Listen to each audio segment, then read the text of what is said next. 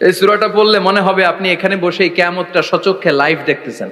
وأنزلنا الحديد فيه بأس شديد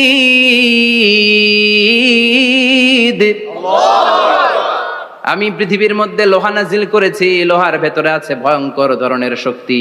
মানাফিউ লিন-নাস, মানুষের জন্য উপকার আছে না নাই? সব কাজে লোহা লাগে। মোবাইল বানাবেন, লোহা লাগবে। গাড়ি, লোহা লাগবে। বাড়ি, লোহা লাগে। এই যে মাইক দিয়ে ওয়াজ করতেছি, লোহা আছে না? লোহা ছাড়া কিছুই হয় না।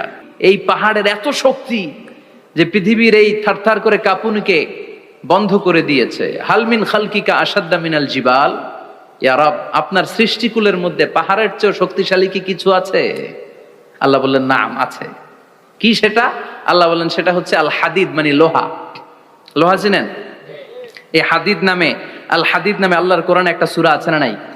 সূরাতুল হাদিদ, লোহার সূরা। ওয়া আনজালনাল হাদিদ ফীহি বাসুন শাদীদ ওয়া মানাফিউ লিন-নাস। আল্লাহ বললেন আমি লোহাকে নাজিল করেছি। লোহা পৃথিবীর কোনো উপাদান নয়। পৃথিবীতে লোহার মলিকিউল তৈরি হয়নি, হয়েছে মহাবিশ্বের অন্য কোনো জায়গা থেকে। লোহার একটা অণু তৈরি করতে 1 কোটি ডিগ্রি সেলসিয়াসেরও বেশি তাপমাত্রা লাগে।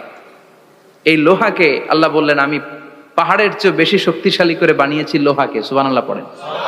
ফেরেশতারা বললেন হালমিন খালকিকা আসাদ্দা মিনাল হাদিদ। আল্লাহ, আপনার এই সৃষ্টিকুলের মধ্যে লোহার চাইতেও শক্তিশালী কি কিছু আছে? আল্লাহ বললেন নাম আছে। ফেরেশতারা বললেন মা হিয়া। আল্লাহ বললেন সেটা হচ্ছে আন্নার, আগুন। আগুন লোহাকেও গলিয়ে দেয়। সুবহানাল্লাহ পড়েন। ফেরেশতারা বললেন হালমিন খালকিকা আসাদ্দা মিনান নার। আল্লাহ, আপনার এই সৃষ্টিকুলের মধ্যে আগুনের চাইতেও কি শক্তিশালী কিছু আছে? আল্লাহ বললেন আছে। কি সেটা? আলমা, পানি। পানি মারলে আগুন। সুবহানাল্লাহ পড়েন। ফেরেশতারা বললেন ইয়া রব, হালমিন খালকিকা আসাদ্দা মিনাল মা, আপনার এই সৃষ্টিকুলের মধ্যে পানির চাইতেও শক্তিশালী কি কিছু আছে? আল্লাহ বললেন নাম আছে। সেটা কি? আর রিহ।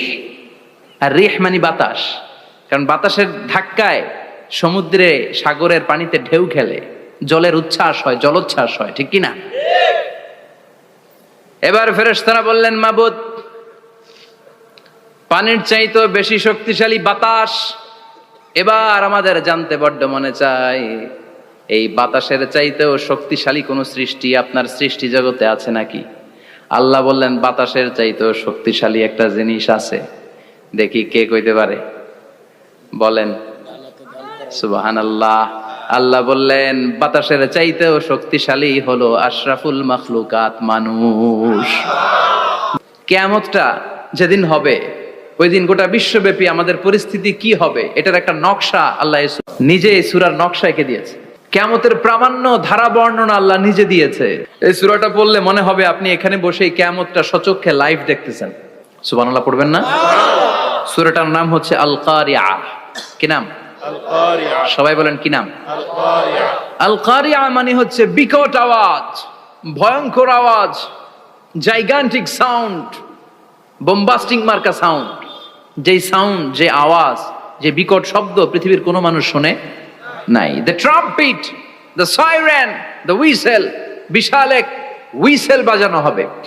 ওই হুইসেল বা সাইরেন বাজানোর ফলে বিকট একটা শব্দে গোটা বিশ্ব ভেঙে খান খান হয়ে যাবে।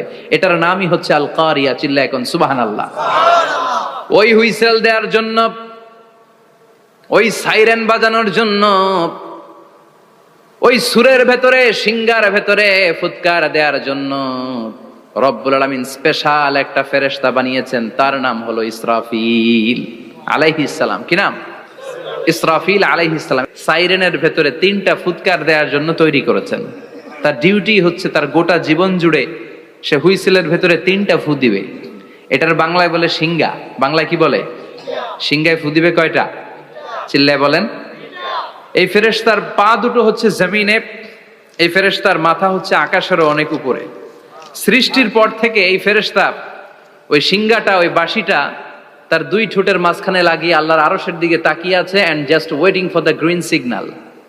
আল্লাহর পক্ষ থেকে সিগন্যাল আসার অপেক্ষায় আছে যে আল্লাহ কখন বলবে যে ফু দে।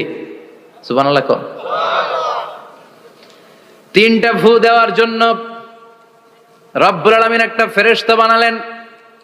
ইসরাফিল ফেরেশতা সৃষ্টির শুরু থেকে বিশাল সিংহাটাকে, সাইরেনটাকে, ট্রাম্পিটটাকে দুই ঠোঁটের মাঝখানে লাগিয়ে আল্লাহর আরশের দিকে তাকিয়ে আছে, কবে আমার প্রভু বলবে সাইরেনের মধ্যে বাঁশি বাজা। He is waiting. ঠিক এই মুহূর্তে যখন আমি কথা বলছি আর আপনারা শুনছেন, ঠিক এই মুহূর্তেও ওই সাইরেনটা ওনার দুই ঠোঁটের মধ্যে লাগানো, আর উনি আরশের দিকে তাকিয়ে অপেক্ষা করছে কখন আমার রব আদেশ করে, আর তখন আমি সিংহায় ফুৎকার দিয়ে গোটা বিশ্বটারে মেসাকার বানিয়ে দিব। কোন সুবহানাল্লাহ। এই ঘটনাটাই আল্লাহ প্রামাণ্য দলিল দিয়ে বর্ণনা করেছেন। আর বর্ণনা করতে যে এই সূরার নাম দিয়েছেন আল কারিয়া। কি নাম? মানে বিকট আওয়াজ, ভয়ঙ্কর আওয়াজ, বজ্রনিনাদ, মহাপ্রলয়ের সেদিন এমন আওয়াজ হবে যে আওয়াজ পৃথিবীতে কেউ কোনোদিন আমরা শুনি নাই। পৃথিবীতে কে সবচেয়ে বড় আওয়াজের কি শুনেছেন বলেন? সিডরের ভয়ঙ্কর আওয়াজ। হ্যাঁ, কিসের আওয়াজ? বজ্রপাত। বজ্রপাত, থান্ডার, ঠেডার আওয়াজটা আসলেই ভয়ঙ্কর। আমি বছরের বেশিরভাগ সময় জুড়ে থাকি মালয়েশিয়াতে। মালয়েশিয়ার পাশের দেশ সিঙ্গাপুর। পৃথিবীতে যেই কয়েকটা দেশে সবচেয়ে বেশি বজ্রপাত রেকর্ড করা হয় এর মধ্যে একটা হচ্ছে সিঙ্গাপুর, আর একটা হচ্ছে ভুটান। এই দেশগুলোতে সবচেয়ে বেশি বজ্রপাত পড়ে। ভয়ঙ্করতম বজ্রপাতের আওয়াজ। আসলে এই বজ্রপাতের আওয়াজ খুব বিকট আওয়াজ। আপনি ঠিকই বলেছেন। ইসরাফিল যখন ওই সিংহার ভেতরে ফুৎকার দিবে, ওই ফুৎকারের যে আওয়াজটা হবে, এই আওয়াজটা কি এই আওয়াজগুলোর মতো? কথা বলেন। এর চেয়ে অনেক ভয়ঙ্করতম আওয়াজ, যে আওয়াজ শুনলে আপনার হৃদয় শিউরে উঠবে, কেঁপে উঠবে। এই আওয়াজটার নাম হচ্ছে আরবিতে আল কারিয়া। কি নাম? চিল্লায় বলেন কি নাম?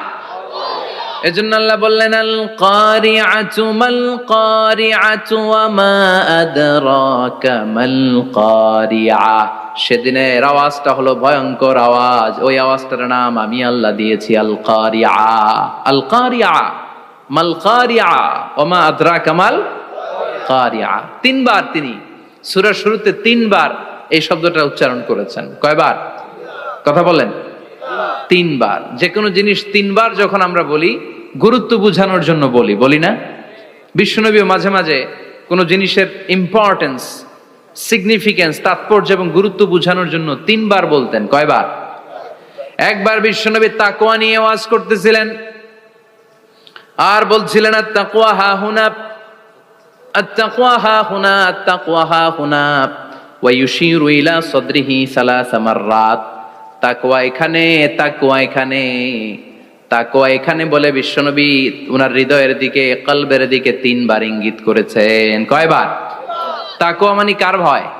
আল্লাহর ভয়। আল্লাহর ভয় নিয়ে যখন ওয়াজ করছিলেন বিশ্বনবী বলছেন তাকওয়াটা এখানে, এখানে, এখানে।